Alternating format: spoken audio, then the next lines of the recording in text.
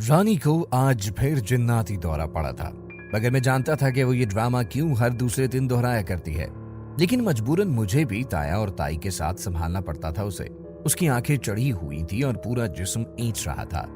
ताई का रो रो कर बुरा हाल था। ताया उसकी चारपाई के सरहाने खड़े कुरानी आयात का जेरे लब विल्त कर रहे थे और मैं पानी का गिलास भर रहा। मगर रानी ने अपने होंठ चबाने की हद तक भींच रखे थे।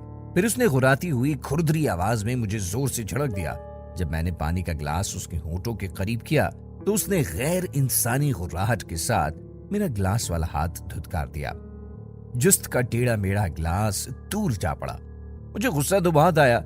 दिल चाहा कि रानी के इस मकर का उसके चेहरे पर थप्पड़ों की बारिश से जवाब दूं, मगर ताया और ताई की मौजूदगी में ये ना कर सका। बिलाखिर बेजार होकर एक तरफ खामोशी से खड़ा हो गया। हाय रानी के अब्बा, तू किसी पीर फकीर को क्यों नहीं बुला लेता? न जाने कौन गमबख्त आसिफ मेरी बच्ची के सर पर सवार हो गया है। ताई ने बदस्तूर रोते हुए ताया से कहा, अरे नेक बख्ते, पूरे ग्राई में ढूंढ चुका हूं कि यहाँ पर कोई ऐसा अल्लाह वाला फकीर नहीं मिला। पास के गांव में भी गया था। ताया ने जवाबन परेशानी से कहा, शहर तो मिल जाएगा ना कोई अल्लाह वाला फकीर। तू ऐसा कर रानी के अब्बा कि सुबह तड़के शहर चला जा। देख, तुझे अल्लाह का वास्ता मेरी फूल सी बच्ची का कुछ कर ले। ताई ने दादो फरियाद के अंदाज से कहा। फिर थोड़ी देर बाद रानी की हालत बतदरीज संभलने लगी। रानी की जिन्नाती हालत के पेश नजर ताई उसे अपने साथ कमरे में सुलाती थी। जाड़ों के दिन थे, इसलिए सब अपने अपने कमरों में सोया करते थे। मेरा ताया और ताई के सिवा दुनिया में और कोई नहीं था। मेरे वालिदैन बचपन में ही 6 सितंबर की जंग में शहीद हो चुके थे और मैं अपने वालिदैन की वाहिद औलाद था। सियालकोट से तकरीबन 20-25 किलोमीटर के फासले पर मुजाफाती इलाके में एक दूर इफ्तादा गांव पंजग्राई के नाम से मौसूम था। मैं उधर ही पैदा हुआ था। चंद सौ नफूस पर मुश्तमिल ये गांव बड़ा खूबसूरत, हरा भरा खेतों खलियानों से माला माल था। मेरे वालिदैन के शहीद होने के बाद मेरे ताया अकबर खान ने मुझे अपनी सरपरस्ती में ले लिया था। उनकी गांव में खाद की दुकान थी और खूब अच्छी आमदनी होती थी। मैं भी दुकान संभालता था। रानी उनकी अकलौती औलाद थी। उसकी उम्र 18 बरस की थी, मुझसे 2-3 साल छोटी थी। अपने डेल डोल के लिहाज से वो गांव की एक अल्हड़ मुटियारन लगती थी। सरू की तरह लांबा कद और पुरशबाब बदन, बस यही उसके हुस्न की तारीफ थी। रंगत साफ थी और बालों की 2 चुटियां हर वक्त कसे रखती थी। मैं खुद 20-22 के पेटे में था। बचपन में मेरा कद तो लड़कपने तक तेजी से लांबा हुआ था, मगर मेरे जिस्म में बूटी नाम की चीज तक न थी। मगर जब मैंने रहमान बाबा और मारूफ गामा पहलवान के उखाड़े में कसरत करना शुरू की तो तेजी के साथ मेरे जिस्म की बनावट बदलती चली गई।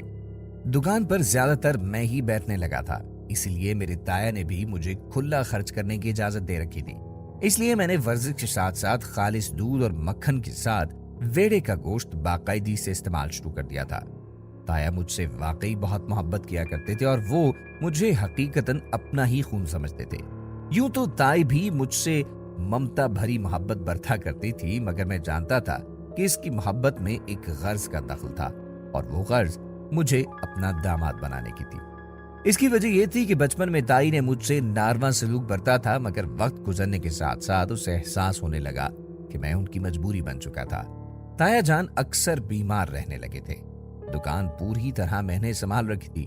दुकान से घर तक का जो भी काम होता रफ्ता रफ्ता मेरे ही सुपुर्द हो गया था। जब रानी फूल से फूलदार दरख्त बन गई तो ताई को मैं एक बेकार मुलाजिम के बजाय घर दामाद और कमाऊपूत नजर आने लगा। यूं बतदरीज उसके रवैये में ममता भरी हलावत घुलने लगी। चूंकि मैं रानी के साथ ही खेल कूद कर जवान हुआ था, इसलिए मुझे वो पसंदीदगी की निगाहों से देखने लगी थी।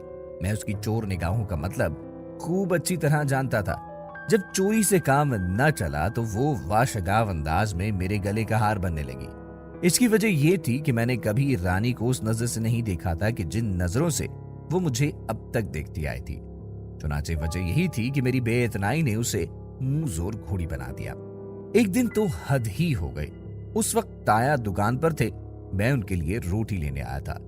ताई भी पड़ोस में गई हुई थी और रानी घर पर अकेली थी।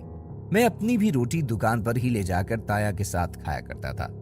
मौका तन्हाई मिलते ही रानी मेरे गले को आ गई। विश्व के जालमा, तू मुझसे इतना खिंचा खिंचा क्यों रहता है? देख, मैं तेरे लिए कितनी बेचैन रहती हूँ और तू है कि... रानी, ये क्या हरकत है? हट पड़े। मैंने उसे झिड़क कर खुद से दूर किया और वो बदस्तूर मुझे अपनायत भरी निगाहों से तकने लगी। फिर दानिस्ता तोबा शिकन अंगड़ाई लेकर एक अदाए दिलरुबा अंदाज में बोली, शोके तू मुझसे दूर क्यों भागता है? क्या मैं जवान नहीं, खूबसूरत नहीं? देख, पूरे ग्राई के मुंडे मुझ पर मरते हैं और मैं सिर्फ तुझ पर मरती हूँ। इतना बेमुरवत क्यों बनता है? हम दोनों कोई गैर थोड़ा ही है। अनकरीब हमारी शादी भी होने वाली है। मैं उसकी शादी वाली बात पर परेशान सा हो गया और बेख्तियार मेरे दिल की बात बारे बुखलाहट की जुबान पर आ गई। मैंने नहीं करनी शादी वादी तुझसे, ये ख्याल दिल से निकाल दे। मेरी बात पर उसका खुला खुला चेहरा यकदम बुझ कर रह गया, मगर फिर दूसरे ही लम्हे वो ठिठक कर बोली, देख ले, मुझसे शादी न करके तो नुकसान उठाएगा। मसलन? मैंने तंजिया मुस्कुराहट के साथ पूछा।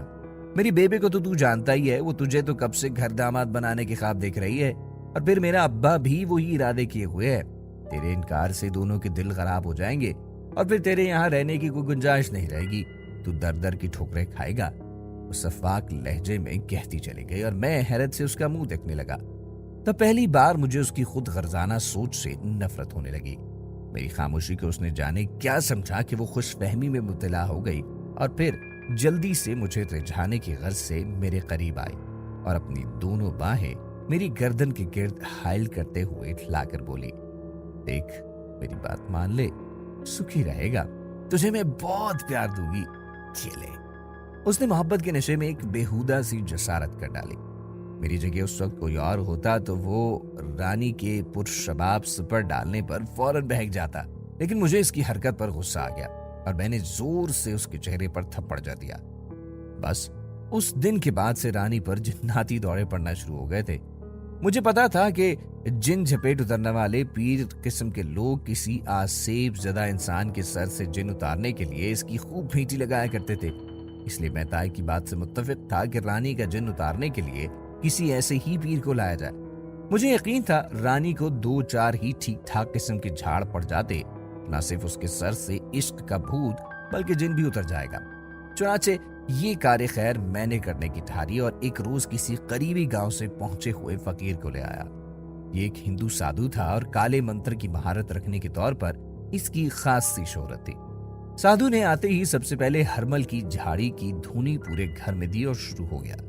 मैं और ताई दूसरे कमरे में थे और हमें बाहर निकलने की सख्ती से मुमानित कर रखी थी, जबकि रानी के कमरे में सिर्फ ताया जान और वो साधु था।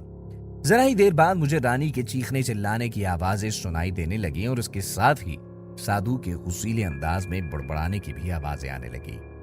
ताई अपनी बेटी के चीखने चिल्लाने की आवाज सुनकर परेशान हो गई, जबकि मैं दिल ही दिल में रानी की दुर्गत बनते देखकर खुश हो रहा था। घंटे भर बाद मैंने रानी के चीखने चिल्लाने वाली आवाजों को यकदम कहर आलूद गुर्राहट में बदलते सुना।